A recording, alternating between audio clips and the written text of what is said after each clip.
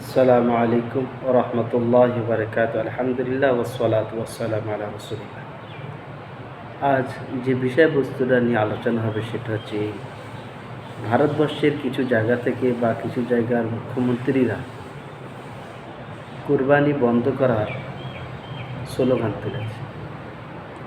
দেখেন, কুরবানি যদি বন্ধ হয়, বাহ্যিক দৃষ্টিতে দেখা যাবে যে মুসলমানদের একটা শরিয়াতের আহকাম পালন করতে পারবে না।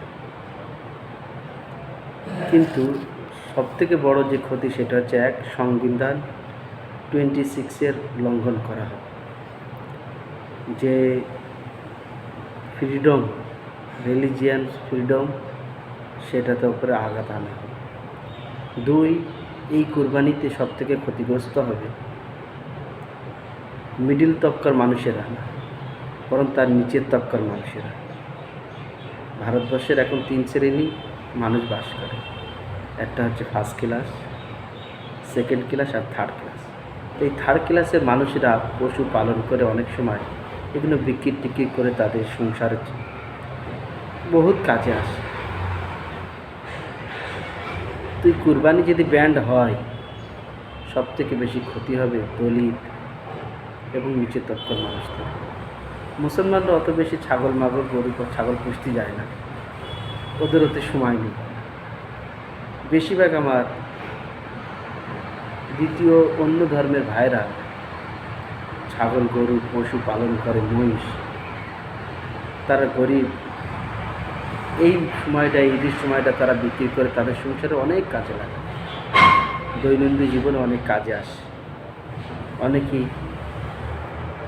তাহলে এই যে ভারতের জিডিপির উপরে আসর পড়ে, এই কুরবানির সময় কিছু না হলে 50 করোড় টাকার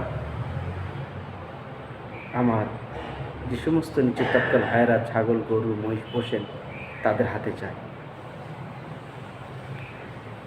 ভারতের কিছু স্টেট আছে, সেই স্টেটের ম্যানুয়াল ইনকাম হচ্ছে, যেরকম মিজোরাম 15 করোড়, সিকিম 12 করোড়, নাগাল্যান্ড 24 করোড়, ত্রিপুরা 27 করোড়, মণিপুর 35 করোড়, গোয়া 25 করোড়, অরুণাচল প্রদেশ 29 করোড়, পন্ডিচেরি 11 করোড়, আন্দামান নিকোবর 8 করোড়। একটা ম্যানুয়াল স্টেট বছরের বাজেট তাদের হচ্ছে 15 করোড় টাকা ভারত সরকারের জিডিপিতে সাহায্য করে। আর মুসলিমদের একটা পার্বণে 50 করোড় টাকা। চিন্তা করেছেন ভারতের জিডিপিতে কতটা আসর পড়বে? আমি অনেক শুনেছি বা দেখেছি যে অনেক ভাইরা ছাগলের ফার্মার চালাচ্ছে, তাদের বেশি অংশে আমাদের ভারতবর্ষের সব হিন্দু ভাইরা। তাদের এই ছাগল ফার্মের উপর আসর পড়বে না? কে কিনবে যদি কুরবানি বন্ধ হয়ে যায়? আচ্ছা, আর একটা জিনিস, গরুর থেকে বেশি কিন্তু ছাগল কাটা হয়, ছাগল কুরবানি দেওয়া হয়। তাহলে ভারত সরকার তথা আমাদের সুপ্রিম কোর্ট এই সমস্ত বিষয়ে কেন স্টেপ নিচ্ছে না? তাদের মুখ থেকে এই সমস্ত কথা কেন উচ্চারণ হবে? আমরা তো ওদের ধর্মের নিয়ে কিছু চিন্তা ভাবনাও করিনি যে ওনাদের ধর্মে এটি হচ্ছে কেন। আমাদের পশ্চিমবঙ্গে কালী পুজোর সময় পাঁটা বলি দেওয়া হয়, তাহলে ওইসবও তো বন্ধ হয়ে যাবে। ওই জন্যই আমাদের ভারতবর্ষের সংবিধানে যে ফ্রিডম অফ রিলিজিয়ান্স আছে সেটাকে সংরক্ষণ করা দরকার। ভারতবর্ষে যে সমস্ত ভাই ও বোনেরা যে ধর্মেরই হোক, সকলকে আমাদের মহব্বত, ভালোবাসা এবং সংরক্ষণের দায়িত্ব নেওয়া দরকার সংবিধান যদি টিকে থাকে তাহলে কিন্তু আমরা সবাই সংরক্ষণ ও হেফাজতে টিকে থাকব, আর না হলে কিন্তু সবাই ক্ষতিগ্রস্ত হবে। এই গ্যাসের দাম বেড়ে গেছে, সবারই একই রেটে কিনতে হচ্ছে। পেট্রোলের দাম বেড়ে গেছে, একই রেটে সকলকে কিনতে হচ্ছে। ওই জন্য যেরকম পানি হলে সবার উপরে পড়ে, ঝড় হলে সবারই ক্ষতি হয়। তো ভারতের সংবিধানের যখন ক্ষতি হবে তখন সমস্ত ভারতবর্ষের উপরে ক্ষতিটা আসবে। ওই জন্য এই বিষয়ে সচেতন হই।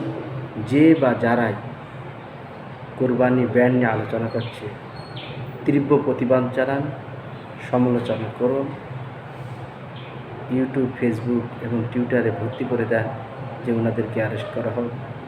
আর এই বিষয়ে যারাই মুখ খুলেছেন কুরবানি ব্যান্ডের জন্য তাদেরকে 50 কোটি টাকা করে ফাইন করা হোক।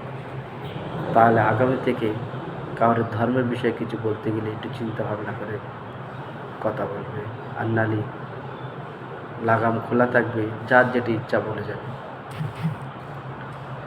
এই জন্য ভারতবর্ষের সংবিধানের এবং সুপ্রিম কোর্টের কাছে আমার আবেদন যে এই বিষয়ে স্টেপ নেক।